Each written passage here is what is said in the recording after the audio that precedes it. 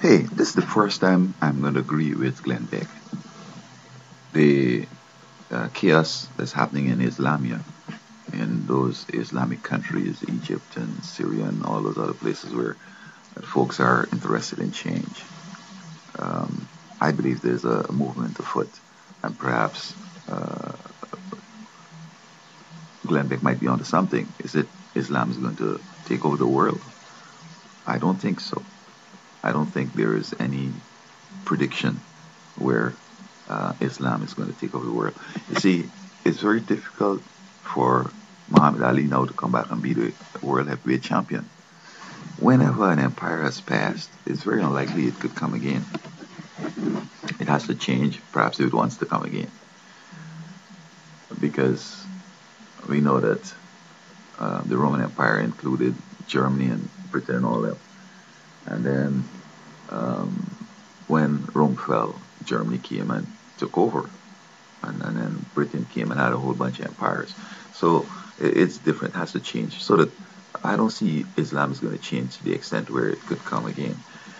While there were no Islamic states that dominated the world, regions where Islam now predominates had dominated the world. Egypt ruled the world, Medo Persia ruled the world, um, Babylon ruled the world, and these are predominant Muslim nations now. So I think that's as far as you could say that Islam was sort of important, although it wasn't in existence then.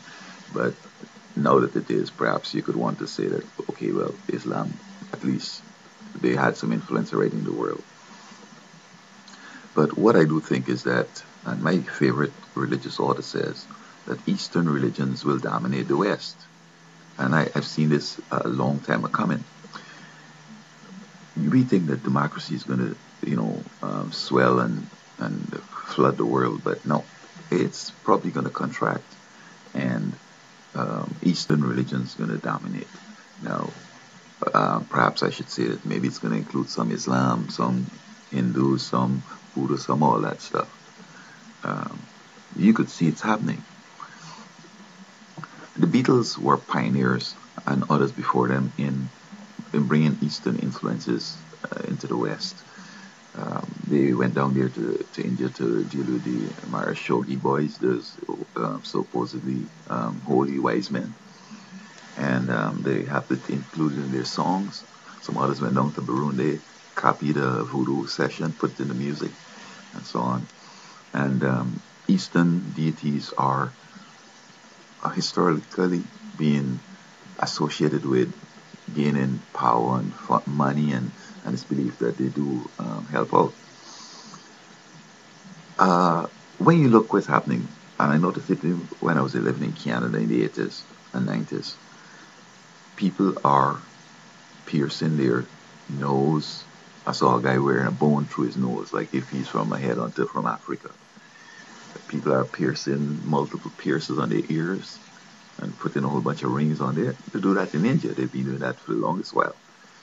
Some people put rings on the side of the nose, in the middle of the nose, the bridge there, so it looked uh, like a devil's spear. It's pointed and it gets bigger, and then drops off, and then the rung goes right through, and then the next set like that. And they even put in stuff all in the breast, the vagina, um, wearing rings on the toes.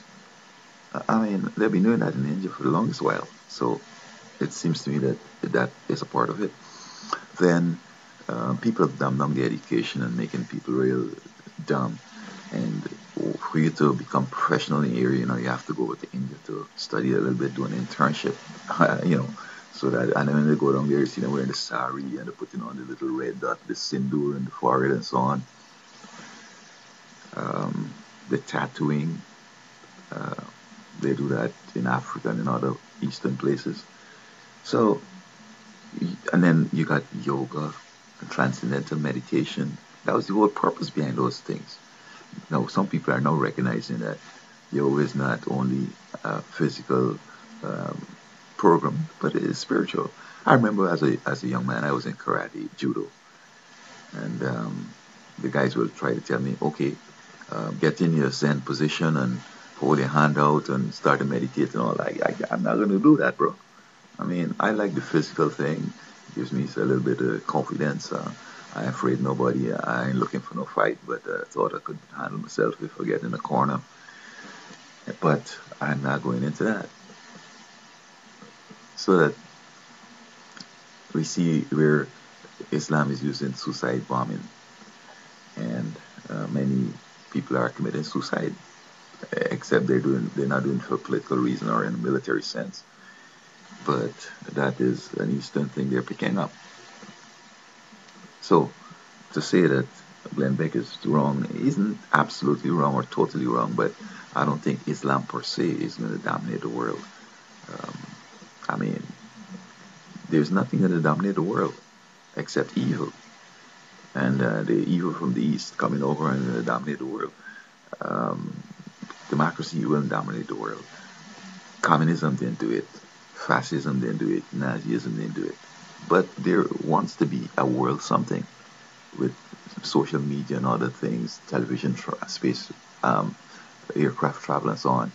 I mean, you could be next place in a little bit and you feel like if the world is one country, but God said it's not going to happen, bro. At least they're going to be two different systems, whether it's religious, political, economical, whatever. There's not going to be no one anything going to dominate the world. So I hope folks stop kidding themselves and being delusional and think that their stuff is so sexy that the whole world wants it. No, it's not going to happen. Except evil is going to dominate. And then even evil is not going to dominate completely. I don't plan to be evil. And I know millions of people who will not be evil and who are not evil.